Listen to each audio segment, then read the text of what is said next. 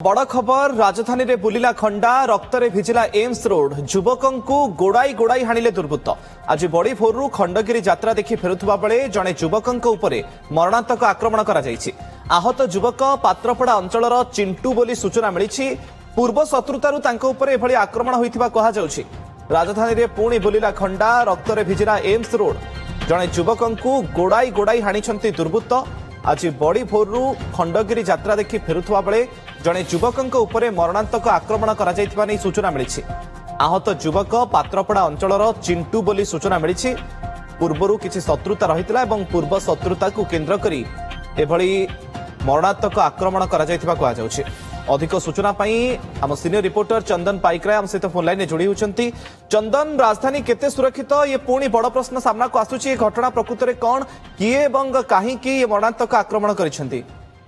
देखो गोटे पटे जब देखा खंडगिरी यात्रा चली राति समय पाट्रोलिंग व्यवस्था को कड़ाकड़ी कर पुलिस पक्षर कहुच्छा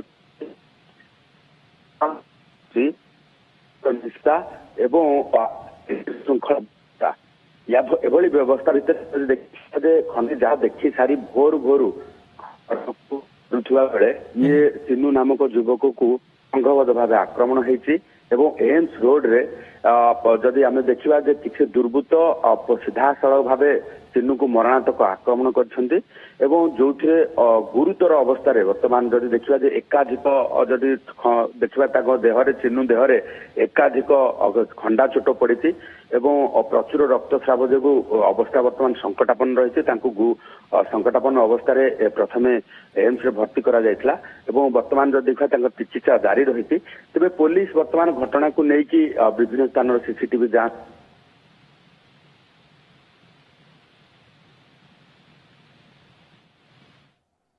ओके चंदन जो भली सूचना दौले पुलिस सीसीटीवी जांच करी तदंत चलाई। संपृक्त युवकंकर स्वास्थ्य अवस्था वर्तमान समय संकटापन्न रही। जहाँ खबर जे बड़ी भोरु जितेबाला से खंडगिरी यात्रा देखि फेरुथिले से समय एम्स रोड रे किछि युवक तांको उपरे आक्रमण करथिले। किछि दुर्बृत्त गोड़ाई गोड़ाई तांको हाणिथिबार सूचना मिलिछि एवं पूर्वरु किछि शत्रुता रहितला जो शत्रुता को केंद्र करी ये आक्रमण करा जायथिबा नै सूचना मिलिछि। पुलिस तदंत जारी रखिछि। युवकंकु गोड़ाई गोड़ाई हाणिले दुर्बृत्त राजधानी रे बुलिला खंडा रक्तरे भिजिछि एम्स रोड। चंदन पाइकराय प्रतिनिधि क्रमागत भाव आमको सूचना दौरान। चंदन, ये अभियुक्तों बाबद में किछि पत्ता पुलिस पाइलानी जे प्रकृत में किए आक्रमण करिछि केते जनकर संपृक्ति रही?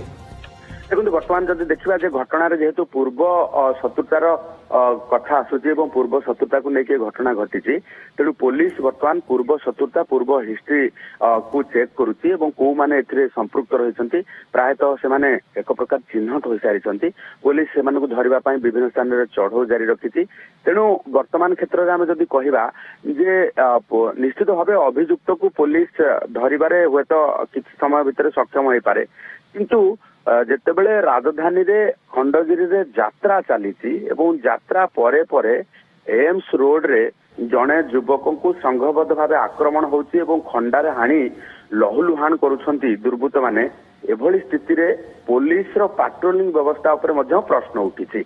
कारण खंडगिरी यात्रा पाई स्वतंत्र भाव पुलिस नियोजित होइछंती ये यात्रा को लेकिन जितेबाला आम जब देखा पांचटी वर्तमान पार्टी यात्रा परिवेशन कर गोटे गोटे पार्टी रे 2000 लोक जदि सीट अरेंजमेंट रही 2000 लोक हे अति कम रे जदि आम देखा हाएस्ट टू हाएस्ट 10,000 लोक प्रत्येक दिन यात्रा देखुं अति कम रे जब देखा 7-8 हजार लोक यात्रा देखुं यात्रा सरिबा परे भोर भोर समय घर को बाहर से समय पुलिस पाट्रोलिंग व्यवस्था कड़ाकड़ी आवश्यकता अच्छी ट्रैफिक व्यवस्था मैनेजमेंट आवश्यकता रही किंतु ए घटना सूचे दौर पाट्रोलिंग व्यवस्था संपूर्ण भाव फेल मारी तारी भितर ये जो भली भावे वर्तमान ये आक्रमण होती लहुलुहान कर दिया जायछि से भली भितर वर्तमान सुरक्षा व्यवस्था केमिति रही खंडगिरी अंचल रे ताकू नेकी वर्तमान समस्या चिंतारे। ओके, बहुत बहुत धन्यवाद चंदन आपनकर सूचना पाई।